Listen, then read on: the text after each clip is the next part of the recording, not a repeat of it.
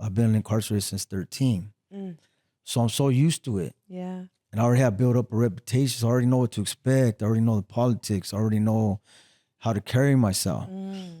The only problem was this time I'm hopeless, and hopeless people are dangerous. Oh, wow. So now I'm walking in with the intention to hurt people and to gain that reputation, right? Even though that's not my true character.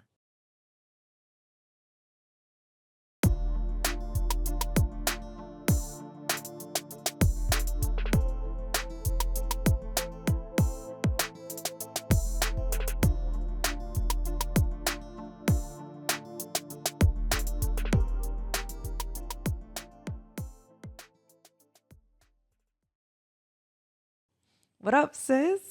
What up, brothers? What up? Welcome back to this incredible series of Men's Mental Health Month, June, with the Prism Way, and these incredible freaking men I get to sit with all month of June. I got to introduce you to Ray Sheppard. This man, the myth, the legend. If you haven't already, go over to the Prism Way podcast on YouTube. He's the host. Ray, what up? Welcome. Thank you for having me. It's Yes. nothing but a pleasure to be here. Yeah, I feel honored to be on your podcast. Yeah, I'm so excited. I came here like a couple of weeks ago. Cindy, who you guys all know now, she introduced me to the Prism Way. And when I came here and I started talking to you about podcasting and YouTube, I was like, oh, you guys have something so special here. And the way you were so invigorated by it and like passionate about it, and listening to your voice by itself, it's so calming and nice to listen to. So thank you for creating this podcast, because it's going to help so many people. Yeah, I appreciate you saying that. And I feel the same towards you. You know, instantly I felt a connection with you, your energy, and I watched your podcast and I was drawn in. I'm like, oh my God, I love it, you know, because this is my new passion. So I really appreciate you being here and having us as a guest. And thank you. I'm honored, you know. Thank you. I mean, I'm honored to sit with you and to share your story, because that's what we do on Girl We Got This. And it's a gift for me to be able to sit with men, and men like yourself that have so much wisdom and power and softness and kindness. No matter what you've been through in this lifetime, you're still so powerfully just you. I felt that as soon as I met you. And it was deceiving, because looks can be deceiving, right? If I saw you on the street, I would be like, okay. But as soon as this man opened his mouth to me, I felt so warm and like protected. So I want to say thank you, because your energy was like a big hug. Yeah, I feel the same, honestly. Like instantly I felt comfortable with you, you know? So yeah, I get that a lot though, judging the book by its cover. We all do that. Pretty much because of what I've been through, it's my job to help change that narrative, to not always judge us by our appearance, you know, get to know us. You know? Yes, and that's why we're here. So let's get into Ray Sheppard. Tell me a bit about your childhood. Where did you grow up? Where are you from? What was it like growing up as a young man? So I'm from Santa Barbara, California. Came from a nuclear home, mom, dad, brother, middle-class family, hardworking family. My early childhood was good. You know, I have great families. But at some point, my father lost his mom.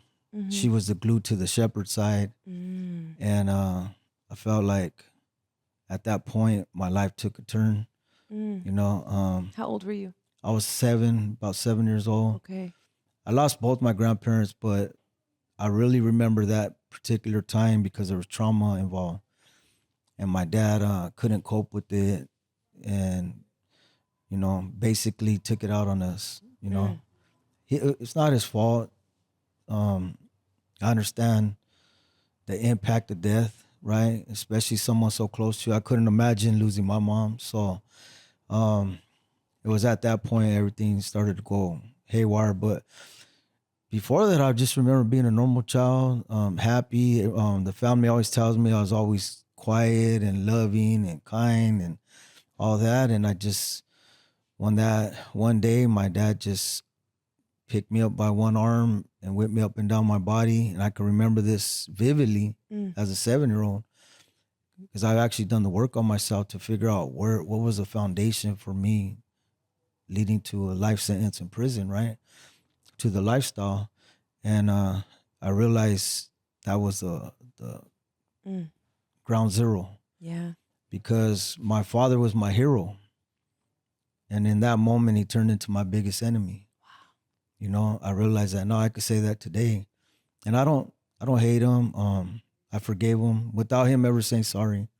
He still don't own up to it, but that was just the beginning of it. And from that point, you know, I realized, my mom tells me later, my father was abusing her behind the scenes. My brother didn't really get too much of it because he kind of learned from me. Is he younger or older? He's younger. Okay. So, you know, I feel like he was my dad's favorite, and great. My brother, I love him to death, good guy. And but at the time, you know, it's confusing for a 7-year-old, and that Yes. abuse continued towards the last time he hit me. I was like 14 years old. Wow. He knocked me out like a man, punched me, and laid me out on the couch. But I bring all that up to say, my childhood was normal at first until that point. Wow. And then I didn't know how to deal with that trauma. I didn't get help. We tried to get counseling, and my father wouldn't. He would sit there for 10 minutes and make us all leave. I entered the juvenile system at 13. But before that, I was talking back, cutting class, experimenting with like marijuana, alcohol, you know. And I realize now that those were my coping skills because no one helped me. I was left to my own devices to try to figure out what I'm going through. And as a result of that, I developed my own way of coping with it, which ended up being negative, right? And I entered the juvenile system at 13 and joined the gang at that time. And I went in and out of the juvenile system. Each time I went in, I came out worse because I was being schooled by the norms of, you know, being in custody and the gangs and all that. And every time I got back out, my behavior progressed. Wow. More fighting, more violence, drugs, alcohol, women, that whole lifestyle. And that path led me to prison.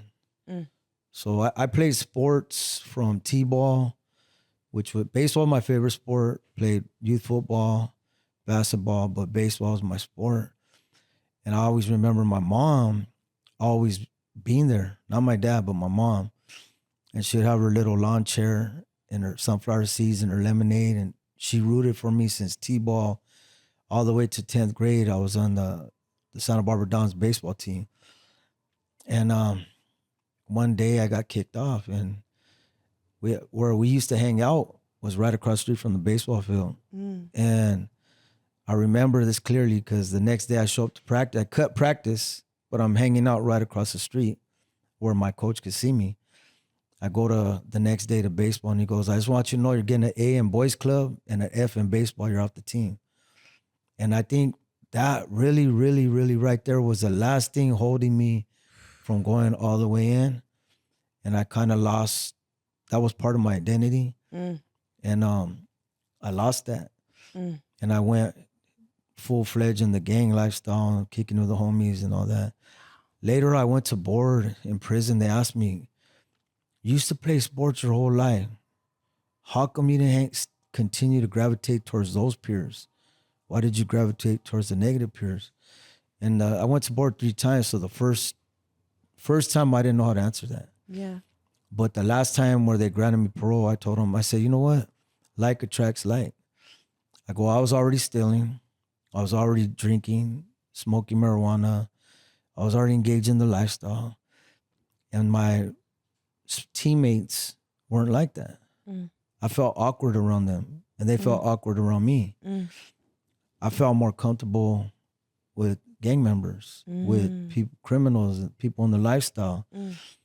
And then they said, "I got it." They're okay, you understand. But I told them, furthermore, I go, we all suffered similar trauma. Yeah. And we all had the same negative coping skills, which was that gang, you know? So What age did you join the gang? I started hanging, I thought I was a gang member at 13, but I really didn't get jumped in until 15. Okay. So officially was 15. Wow. And do you think that, so at this point, you're dealing with the trauma with your father already? You have this, I'm sure, this pain inside of you dealing with this every single day. Mm-hmm. Now you're coping, drinking, smoking, you're doing the things to cope. Now you're joining this gang. Mm-hmm. When you joined this gang, did you feel like you were home? Did you feel like these are your people? What did it feel like at that age? Initially, I was trying to fit in. Yes. Because I didn't have identity in my own home. Yeah. And when you look at the stages of development, I think it's between 12 and 14, 15, is you either have an identity or role confusion. Okay. So initially I was looking for identity, and I felt like because I didn't have the love and attention and support in my own home, and these guys gave it to me freely, I felt like they gave me that void I was missing. And I feel in hindsight, I felt the love and acceptance and all that. But initially, I think I was just looking for identity, which all kids do. We all do. Adults do. Yeah, to this day, we still do. A lot of us are seeking belonging. And it's tied to your purpose. Yes. So I didn't have purpose either. No identity, no purpose, and it gave me one. You know, and I didn't realize that at the time, but in hindsight, that's why I joined the gang. Wow. So now you're going in and out of prison. What happened that got you that sentence? What state of mind were you in? So initially I was in the juvenile system, right? Juvenile hall, camp, group homes. I had YA suspension, but the group home saved me. Got off juvenile probation at 18. 2 weeks later, go to the county jail. And then in 1994, I was involved in a shooting. And I went to prison for 2 years for that. And then I went in and out for the next 3 years after that, in and out. So 94, I caught it. 96, I get out. Violation after violation. Discharged my first number in June of 99, which was my birthday month. 6 months later, I caught the case went in for this time, which was a life sentence in 1999. And the mindset was, honestly, this is the real mindset. Yeah. It was fear-based. Like, I felt unloved. And I had this mentality of, if you don't love me, I'm not going to love you. Why should I love you? I had a mentality of, you hurt me, I'm going to hurt you. And that don't always have to resort in violence. You know what I mean? I had low self-esteem, low self-value, low self-worth, which fuels the mindset. Yeah. So when you have that type of insecurities about yourself, mixed with that mentality, the behavior is always going to be negative.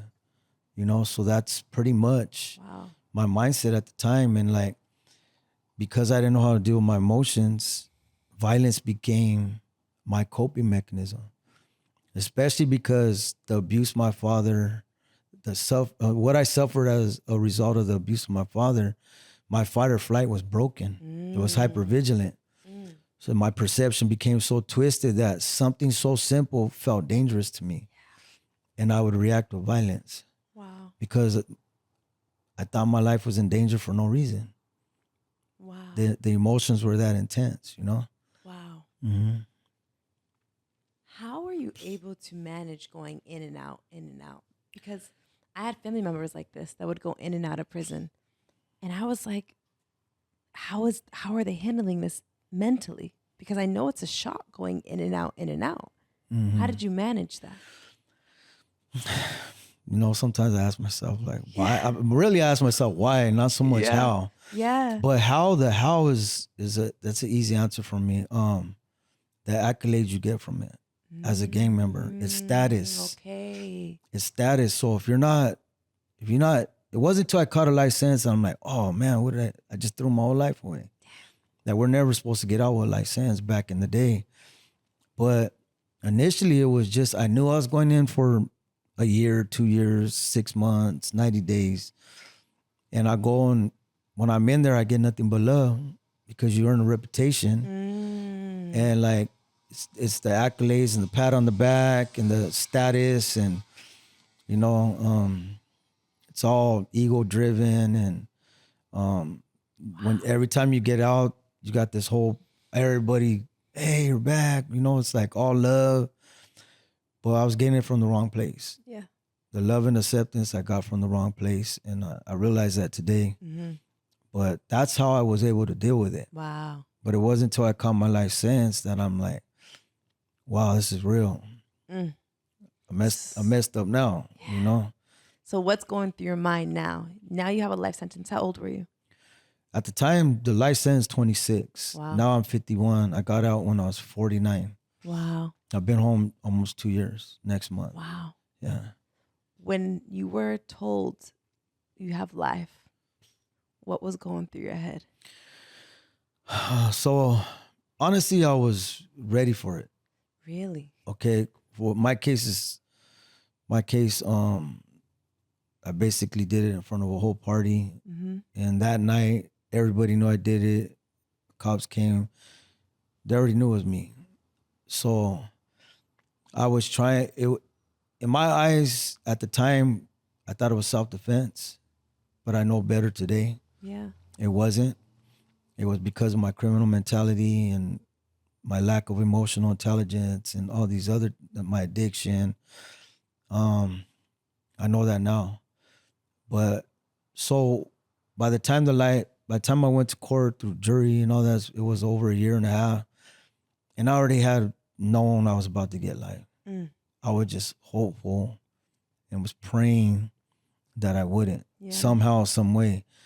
So when they handed me that sentence, I was emotionless. Wow. Like I just had the same look I had during the whole trial. And I know that because my family and friends and loved ones told me, man, you didn't show no emotions one way or the other.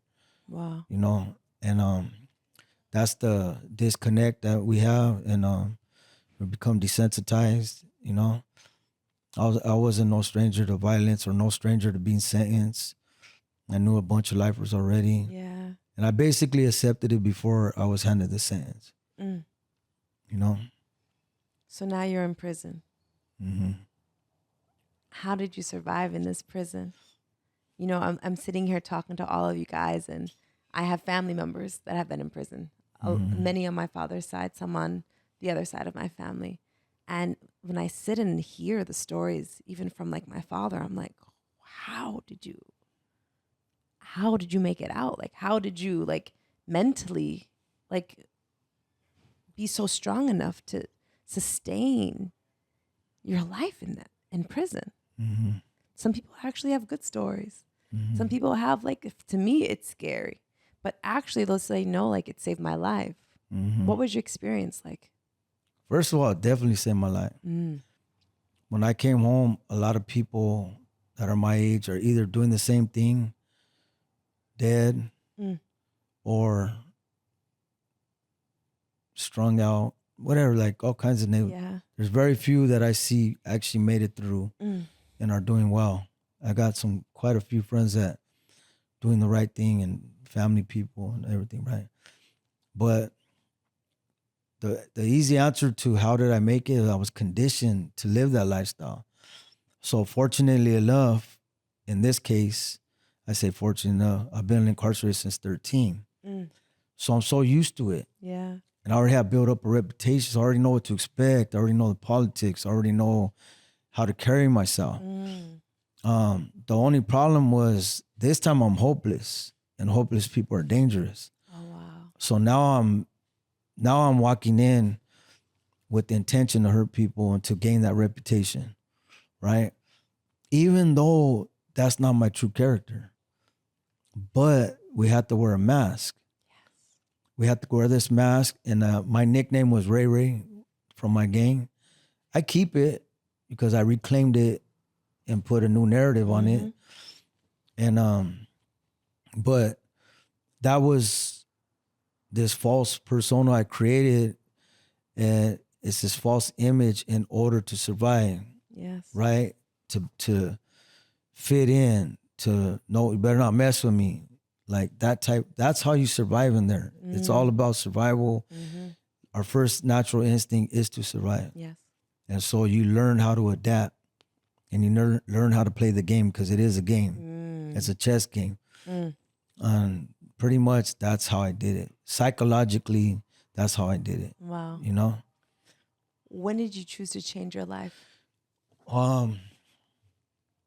So I was in Pelican Bay in 2015. I was supposed to go to my first board date.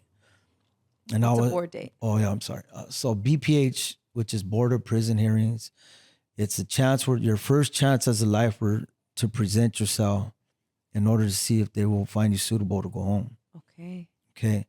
And this process years ago, if you had life, 5 to life, 7 to life, 25 to life, you weren't coming home, right?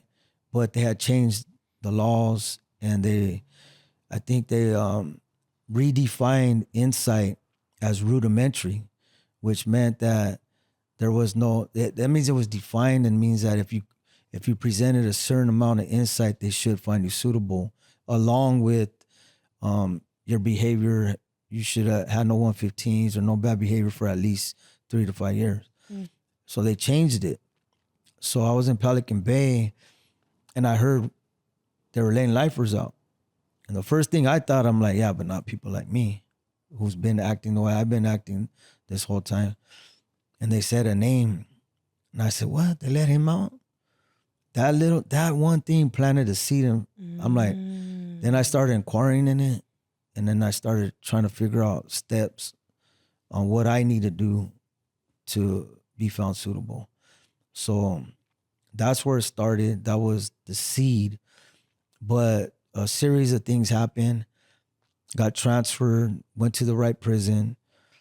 I ended up in Calipatria where they had a Imperial Valley College. They were offering the first on-site cohort where the professors come to you. And I took my first college course. I got accepted out of the whole yard. 27 of us were accepted. You know, that's God intervening in my life. And we took U.S. History 101. And with all the dates, the wars, the names, it's a lot for your first college course, and having dropped out in like 11th grade. Yeah. I got my GED, but it's not the same. And I was gonna quit. First week, I was gonna quit. I'm like, no way I can do this because of my low self-esteem, low self-value, low self-worth, right? And one of my friends, David Singerman, said he already had like 4 A's. Because at the time you could only get AAs, so he kept getting them. Yeah. Different disciplines, right? And he's like, just take it one day at a time, 1 week at a time, one quiz at a time, one midterm, one final, one semester before you know you're graduate. And I stayed in it, and I ended up with like a 3.72 GPA at the end. I graduated. Yeah. And I was like, man, those two things, the seed was planted in Pelican Bay when I heard somebody, and education changed my life. Yes. Wow. And then it helped me understand all the self-help groups. But I just was tired. Yeah. You know how horrible it is to like mentally grow up in prison and feel stuck? It's without hope, there's nothing. Yeah. So I those things gave me hope. Yeah. And I thrived out that hope. Wow. And right now we're on Hope Street, just so you know. Yeah, I know. We are on Hope Street, Prism Way, baby. Yeah. So what a coincidence, huh? I love that Prism Way is on Hope Street. That's powerful. So now you have this hope. So now you went to this college course. You're doing what you need to do. Is your self-esteem getting higher? Are you feeling better? Are you becoming into your body as a man at this point? Or are you still kind of like trying to figure it out? That's exactly what it did for me. Yeah. So when my father used to abuse me, he used to tell me, you ain't shit. You're never going to be nothing. You don't learn. You don't listen. He used to tell me all these things. And as a child, that's when your brain's developing and you get hardwired. Yes. So I was hardwired to believe this stuff. That's what messed my esteem up. And so whenever something seemed too monumentous, I wouldn't even take the first step to try it, right? Or anybody in authority, I'd feel less than. So what education did for me was, after I got an A in my first class, I'm like, oh, I could do this. And then next you know, I started accepting challenges and taking the steps to go through them. And I read this book by Malcolm Gladwell. It's called David and Goliath. Yes. And he talks about how, like, I'll give you an example. If you want to, people say you want $1 million, right? Immediately, you're going to be like, probably shut down and not do it because you're looking at the $1 million. You're not looking at the first step that it takes to get to the $1 million, right? And so when I read that book, I'm like, wait a minute, okay. So all it means is you have to take that first step, that leap of faith towards what you want. And so I applied it in everything I did. And now I know I can do anything. Yeah. You know what I mean? Like, within reason. You know? Yes. I mean, I can't go play for the Lakers, but or my Dodgers, but within reason, you can do anything. Yes. And that education sparked that inside of you. That's why we had a group at UC Irvine called Education Changed Our Lives. And it was all for formerly incarcerated people who are now in the college system. Wow. So it literally changed my life. Wow. So while you're incarcerated, now your life is changing in prison. How are you feeling? And what is that moment where you're like, the old Ray is no longer? Was there a shift? Like, did you feel your life changing? Like the old you, like dying, like shedding and becoming this new version of you? 100%. Yeah. It was a process, and you don't realize it at the time because it took us such a long time to build that mentality and that persona. Yes. Right? And so you can't just shake the mindset and the behavior and the characteristics. It takes time. But when I started noticing it, it was when I quit. I was an addict. So when I was able to say no for the first time and didn't feel no way about it, wasn't triggered or nothing, I felt real proud in that moment because that is what kept me at the bottom for so many years in every aspect of my life, even in the gang world. Yeah. Whenever I was fully on a run, I would just throw everything out the window. Wow. Right? So for me, I think it was when I actually quit for good. I've been 7 years clean now. Wow. Right? Congratulations. Yeah, thank you. And it really changed my life. I think that was the moment where I said, man, you got this, man. You're on the right path. You got this. And then from there, it just became so simple. What do you think allowed you to stop that addiction? I mean, I had addiction in my family. Like, because of that, I've never touched drugs. My grandmother was addicted to heroin, died of AIDS. My grandfather overdosed of heroin. Yeah, sorry. So I never touched drugs. So I know the extent drugs can have, the hold it has on people. I've seen it. I've seen my dad suffer, right? From his parents passing. How did you build that strength to say no? I was tired for a long time, right? But didn't know how to overcome it. But it wasn't until I got educated, I started to understand the chemistry and, all the effects in the brain. Started to realize the science behind it. I'm like, okay, so wait a minute, I'm not broken. Yeah. It's just, this is what's going on in your brain. And they have this thing called, we had a SUDT class, and it was called the lizard man. She called it that. There's a part of your brain where it literally is telling you, do it. Like, it's literally controlling you. Yeah. And when I got that little insight, I'm like, okay. And then Dr. Roy, right, one of my mentors from Words Uncaged, he introduced me to neurotherapy. And he said, the main concept of it, the person isn't the problem. The problem's a problem. And you have to identify the problem in order to find solutions for it. and in order for you to separate yourself from the problem. Yes. So when he gave me that simple concept, I'm saying my addiction is actually what's caused all my issues. Wow. If you could just focus on this, Yes. overcome it, get rid of it, Yes. your path will change. Wow. And so those things are what actually helped me finally get over that obstacle of addiction. Wow. And the educational element of it was just learning how my brain works and how my body aligns with my brain and therefore your behavior.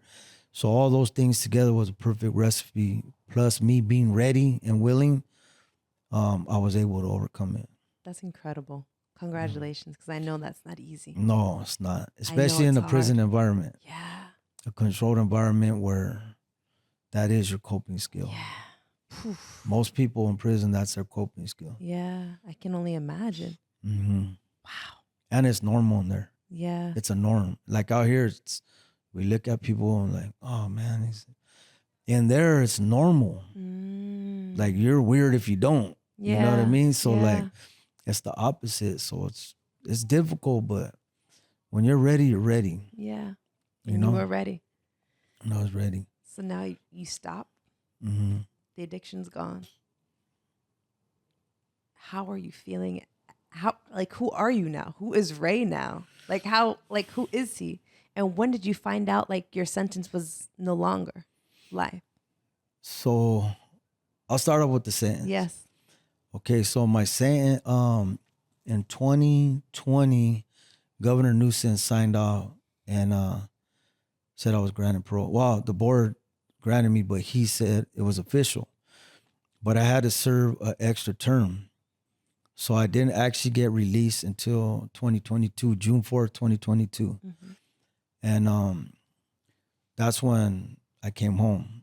So I knew I was coming home in 2020, December 2020, but I didn't get out till 2022. That was tough, knowing that you're supposed to be home, but because of past behavior, you have to serve another term. That was difficult because at any moment something could go wrong and they could give me my life sentence back. Wow. So that was difficult. But I met a lot of good people along the way, like Fred and Dr. Roy and other people. So it was a reason why God kept me there. Were you guys incarcerated at the same time, you and Fred? I didn't know that. Yeah, me and Fred paroled from Chino. Wow. Yeah. And my life actually changed for the better in Chino. I realized I had more work to do. So there's a reason why God kept me for that extra time. Yes. So I know that now, and it made me, and I met so many people that helped me transition today because of Chino. So it was all meant to be. I don't believe in coincidence, you know? Wow. And so like as far as who I am today, so identity is important. Yeah. Like you said, as adults, we still search for it, right? Yes. And I mentioned identity and purpose earlier, right? So I always tell people, those of us that serve life sentences are experts in that field. Expert gang members, expert criminals, dope dealers, drug, you name it. We're experts. Prison was like a college for me. That's how I look at it. Not a waste of time. It was my college to do what I'm doing now. So now all I did was flip it right side up. And now I use that experience coupled with my education to help people. Wow. So now that's my new purpose, you know? And so like, this does not feel like work to me. Wow. At all. What we do is not work. It's my passion and my purpose and my identity. Yeah. You know, it's the only thing that you could say, hey, I did a life sentence and people still welcome you because I believe in one thing. I believe in like all the religion, karma, you reap what you sow. They all say it. So I believe that if we're created in God's image, that means we're supposed to live in service. When you live in service, it always comes back to you. Yes. People, when you treat people good, they naturally treat you good back because they were designed that way. When you live in conflict, you will always receive conflict, right? No matter what. And I learned that lesson. And so that's why this work is so beautiful, is because I'm actually getting the love and acceptance that I always seeked in something negative, but with something positive. So beautifully said. I love it. I swear. Cindy told me that you told her one day you were just living upside down. You just needed to be flipped upside. Mm-hmm. Right. Mm-hmm. And now look at you. Mm-hmm. Was it hard coming back into the real world? How was that for you? Well, Because I know you're here right now in Prism Way, changing yeah. people's lives and helping everyone that's coming out of incarceration right now. But what was it like for you first getting out before finding Prism Way? So, first of all, the fear of the unknown. Yeah. That's the scary part when you first come home. But I had built up a support network before I came home, and I had people like I'm at Cal State LA right now, and I have Project Rebound. Dr. Roy got me into that program. He accepted the Cal State LA before I ever got out. So I knew I was going to college right away. I knew I had a job at Project Rebound, and I was introduced to Jeff Stein and Summer Bradner, and Summer's a director, Jeff Stein's outreach coordinator. But I met Jeff in Calipatria.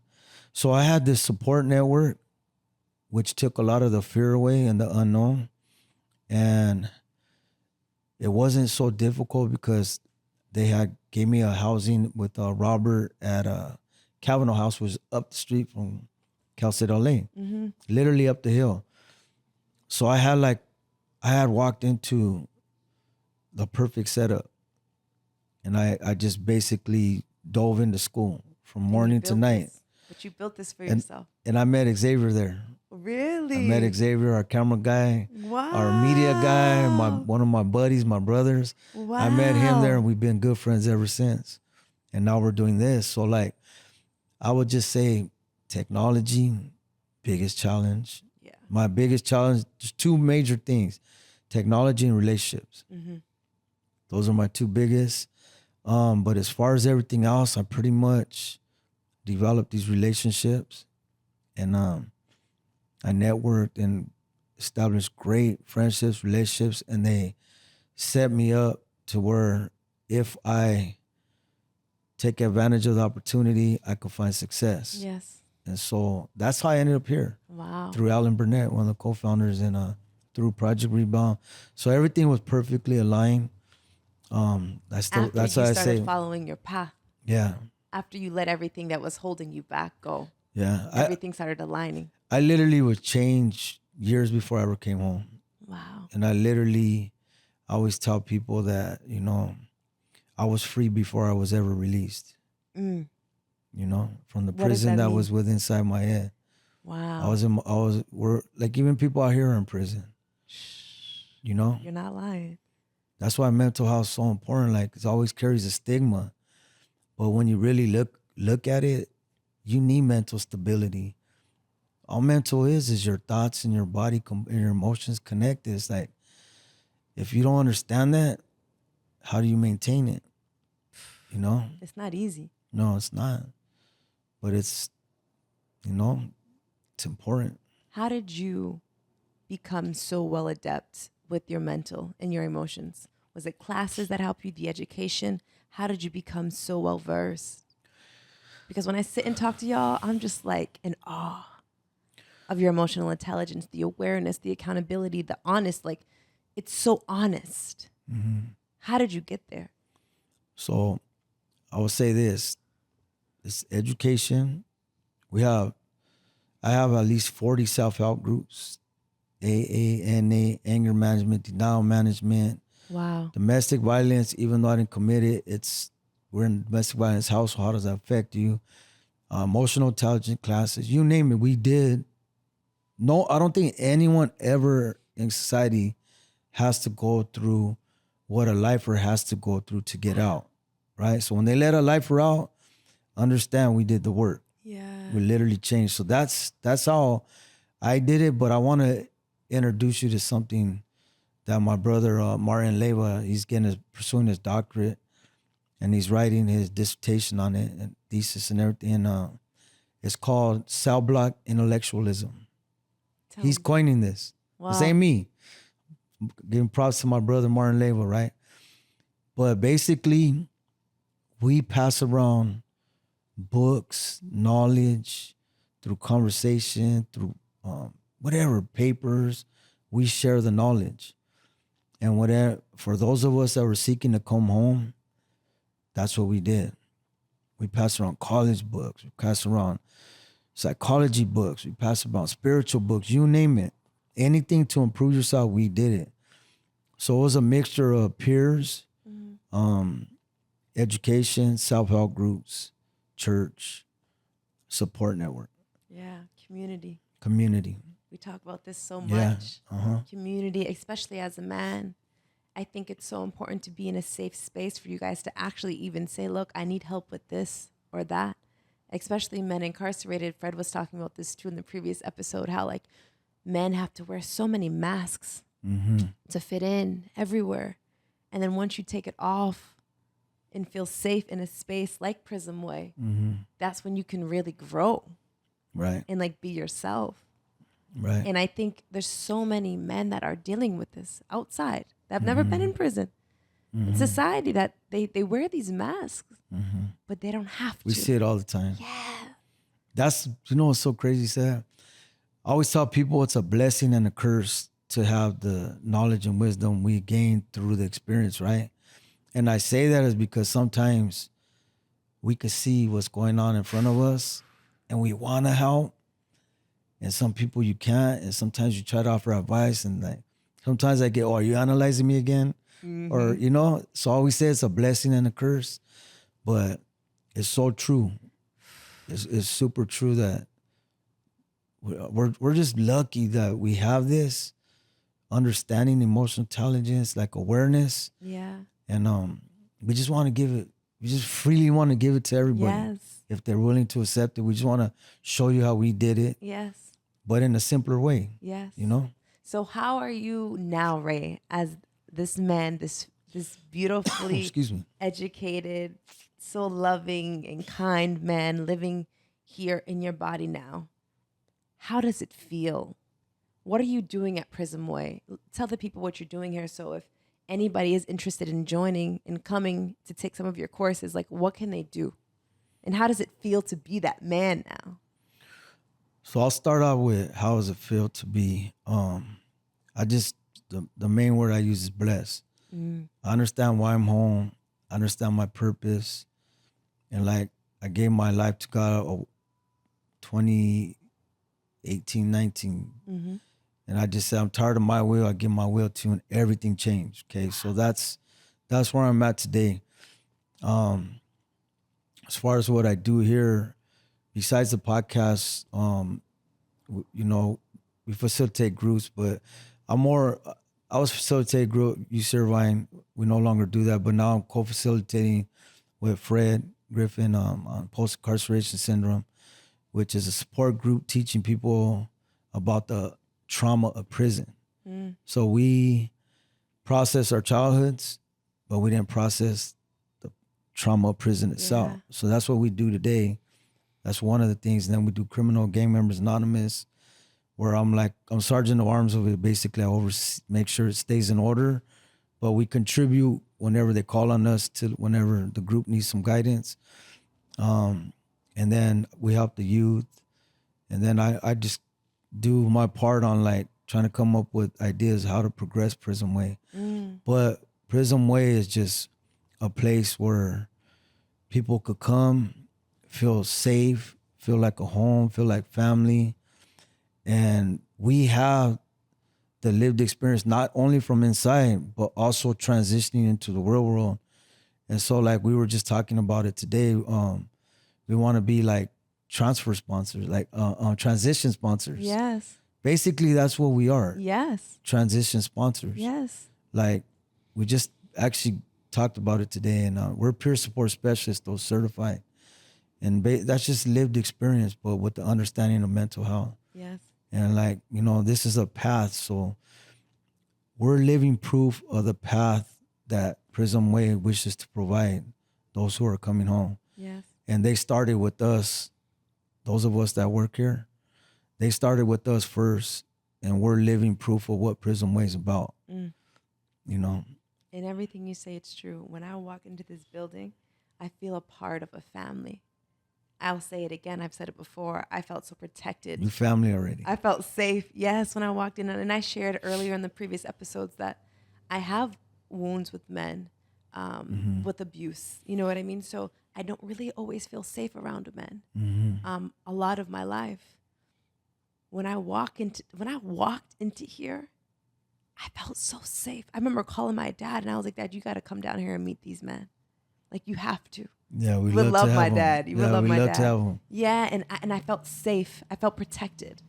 And I oftentimes don't feel like that. So I want to say thank you for making me feel so safe here.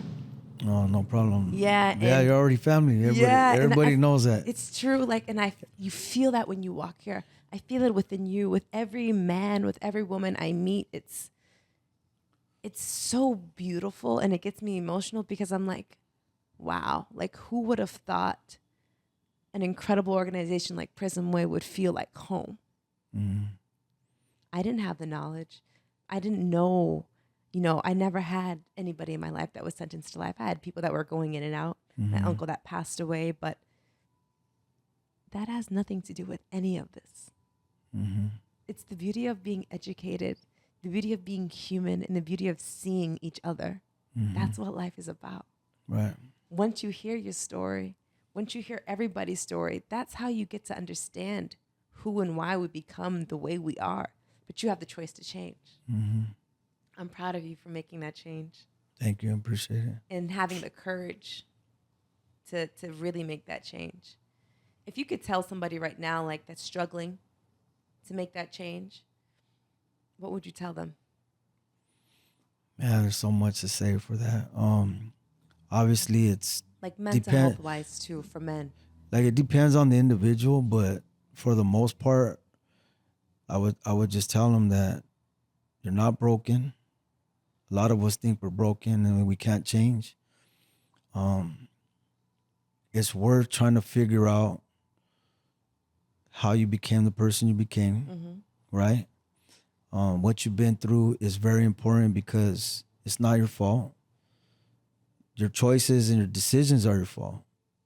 But why you became that person isn't your fault, right? For the most part. And like, if I could change, and I was very bad, very hurt, my inner child was broken, the behavior was a result of it. If I can do it, I promise you that whatever it is that you're suffering from, going through, there's an answer to it, and there's a way out, and there's a better life for you. And it all starts with introspection. Dig deep, seek a support network, find those who care, and surround yourself with those you want to be like. Surround yourself those who truly love you for who you are and want the best for you. And it's through that, like you were mentioning, community, support network,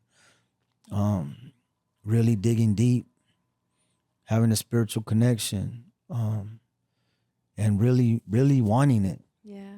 You have to want it because I can't give it to you unless you want it. Yeah. Right? And that's the true answer, is like, if you're really tired of what you're going through, be willing to accept whatever's out there to help you through it. And I promise you that if I could go through all what I've been through, so can you. That was beautifully said. So now, as the podcast host, there's a podcast, y'all, on YouTube right now and all podcast platforms called The Prism Way. Ray is the host of this incredible podcast with Xavier, our cameraman behind the scenes. What can they learn? What can they find when they come to The Prism Way? Because these episodes are going to be on both of our websites. What can they learn when they're sitting there watching you guys talk and discuss and share your experiences?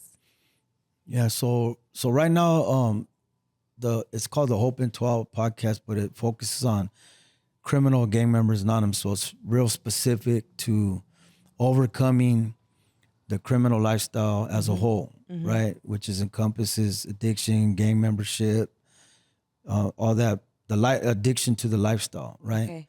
So we focus on the 12 steps of criminal gang members anonymous, which is CJ. We take it one step at a time.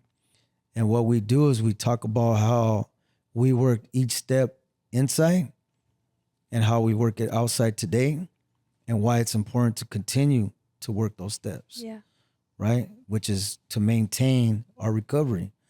So just like drugs and alcohol, in CGA we teach you're addicted to the lifestyle. Your brain is conditioned, hardwired, just like drugs and alcohol do to you.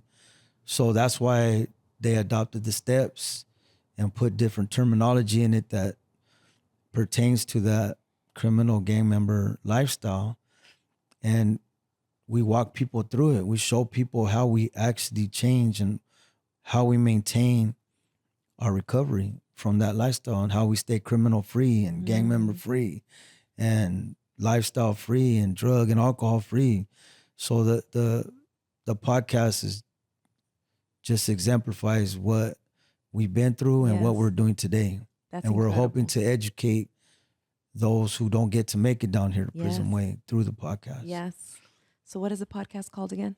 It's the Hope in 12 podcast. The Hope in 12 podcast. Lock in, check it out. It's amazing. It literally will teach you so much. Whether you're incarcerated or not, your 12-step program, like the process, I watched it. It's so powerful. And everybody can learn from this. Everybody can take bits and pieces and put it into their life, their everyday life. It's a mental game and it's an emotional game. And it's really about our childhood and uncovering these things within ourselves. So I love the podcast. Can I say one thing real quick? Of course. I want to say one thing. I gotta give credit. Richard Mexico is the founder of it. He created it in prison. And it's free to everybody, just like AANA. And all we are is facilitators of it. So I want to give a shout out to him. He's no longer with us. Rest in peace. But he changed a lot of people's lives. Wow. And his family carries on that legacy and allowed us. That's why we're doing CJ here. So we were allowed to do it. And I just wanted to make that disclaimer. CJ is Criminal Gang Members Anonymous. Okay. But I wanted to give credit to Richard Mexico for creating that platform and helping all of us come home, so. That's beautiful. Yeah. So right before we end this incredible story of your life, I always ask everyone on the episode, and the women on Girl We Got This, I say, if you could look at your younger self, if you could look at teenage Ray right now, what would you tell him? Knowing what you know now, what would you go back and tell him to believe in or to see or to know? What would you look back at your younger self and tell him? I've been asked this question a lot. There's so much I could tell him, but the main thing is I would want him to know is that you are loved. God created you for a reason. You're gonna go through a lot, but you're strong enough to endure it. Learn the lessons of life, and you'll see that God has a plan for you. You're not gonna see it now, but you're gonna go through it. And at the end of the light, at the end of the tunnel, you're gonna see why you had to go through that. And just keep hope alive. Because honestly, I wouldn't be where I'm at if it wasn't for what I went through. Yeah. So how can you say you want to change that course? Yeah. You can't go against God's will. So that's why I would say what I just said. Just, you're strong enough to get through it. Yeah, and you will. Yeah. Ray, thank you so much for your courage, for your strength, for your love, for your kindness, for your heart, and for pouring into us, because you pour into all of us. The podcast is pouring into all of us. Your voice pours into us, your passion, the way you can feel the excitement of you wanting to learn new things, like the love for education, like, and how it changes your, I feel it. So I want to say thank you for being such an example to so many people, and especially men that are watching right now. Well, I really appreciate that, but I really appreciate you, and thank you for having me as a guest. Yes. And your energy is like, I just feel comfortable and safe as well. So I really appreciate it, and I love sharing my story because I feel like that's my duty. Yes. All the harm I've ever caused, this is the way I make my amends, by telling my story. And I'll continue to do that. Yeah. And So you'll I continue appreciate to you. change. I appreciate you. And I want to say thank you for this collaboration. Prism Way and Girl, We Got This. It is June. It's Men's Mental Health Month, and we want every man to feel safe, to be seen, to feel, to know that you can get through this. Right. And I'm excited about it. Thank you. Yes, you're such a light. I just want to say thank you. And if y'all don't already know, we got this. That's right. We got this. Got it.